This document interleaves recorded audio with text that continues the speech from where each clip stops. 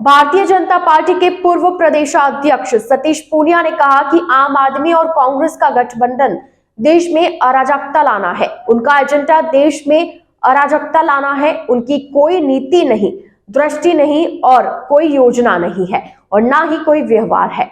वे आज जोधपुर में एक संगोष्ठी कार्यक्रम में शामिल होने आए थे और मीडिया से बातचीत कर रहे थे। पूनिया ने कहा कि देश में मोदी सरकार ने किसानों के लिए जो काम किए हैं उसकी झलक इस संगोष्ठी में देखी गई है। आम आदमी पार्टी और कांग्रेस के गठबंधन को उन्होंने जमकर कोसा। कहा कि ना उनकी कोई नीति है और ना ही कोई व्यवहार है और ना ही कोई दृष्टि है। कुल मिलाकर देश में अराजकता कैसे हो यह उनका एजेंडा है, लेकिन जनता उनकी हकीकत जानती है। समय आने पर उनका नकाब उतार देगी। किसान आंदोलन के एक सवाल पर पूनिया ने कहा कि जो सच्चाई है वह देश के सामने आ गई है। इस देश के लोकतंत्र में अभिव्यक्ति की आजादी है, मगर उसमें हिंसा का कोई स्थान नहीं है। भारत सरकार ने एक नहीं कई बार बातचीत करने की कोशिश की। अंतिम समाधान टेबल पर बातचीत से ही संभव है। पूनिया ने कहा कि एमएसपी 1.25 लाख का बजट, प्रधानमंत्री सम्मान निधि जीतने, नैनो यूरिया से लेकर सभी सुविधाएं किसानों को दे रखी है। वाजपेयी से लेकर मोदी सरकार ने देश की ऐसी सरकारें रही है जिन्होंने किसानों को आजादी के बाद इतनी सहूलियतें दी है। पूनिया ने कहा कि भारत में राजनीतिक चिंतक हुए थे पंडित दीनदयाल उपाध्याय। वो कहते थे, हर हाथ को काम, हर पेट को रोटी, हर खेत को पानी। इसलिए दुनिया में जितने नवाचार हुए खेती को लेकर या सिंचाई को लेकर, उसमें बड़ी क्रांति है। सिंचाई में बूंद बूंद सिंचाई पर ड्रॉप मोर ड्रॉप इस स्लोगन के साथ प्रधानमंत्री कृषि सिंचाई योजना ने इस देश के प्रदेश के किसानों के जीवन बदलने का काम किया है। भारत में राजनीतिक चिंतक हुए थे पंडित दीनदयाल उपाध्याय। वो कहते थे, हर हाथ को काम, हर पेट को रोटी और खेत को पानी। और इसलिए दुनिया में जितने नवाचार हुए खेती को लेके, सिंचाई को लेके, उसमें जो बड़ी क्रांति है वो है सिंचाई में बूंद बूंद सिंचाई, पर ड्रॉप मोर क्रॉप। इस स्लोगन के साथ प्रधानमंत्री कृषि सिंचाई योजना ने इस देश के, इस प्रदेश के किसानों के जीवन बदलने का काम किया है।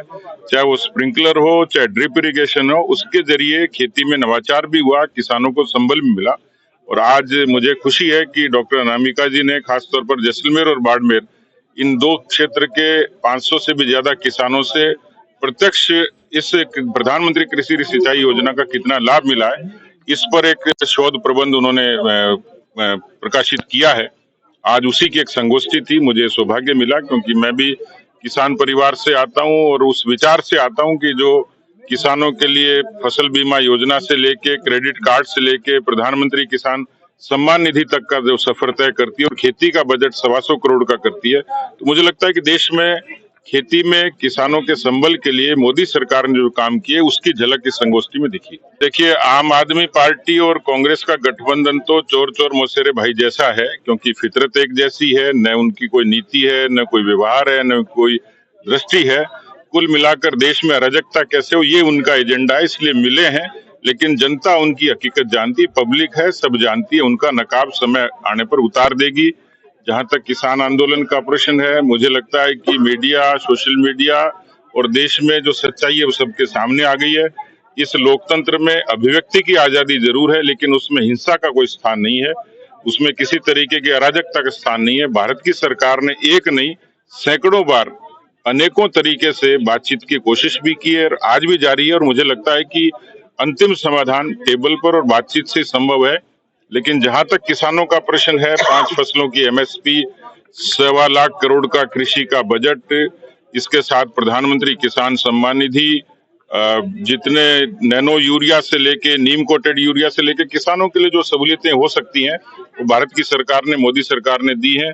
वाजपेयी साहब सरकार से लेके मोदी सरकार तक देश में आजादी के बाद ये पहली सरकारें थी जिन्होंने किसानों को संबल देने का काम किया।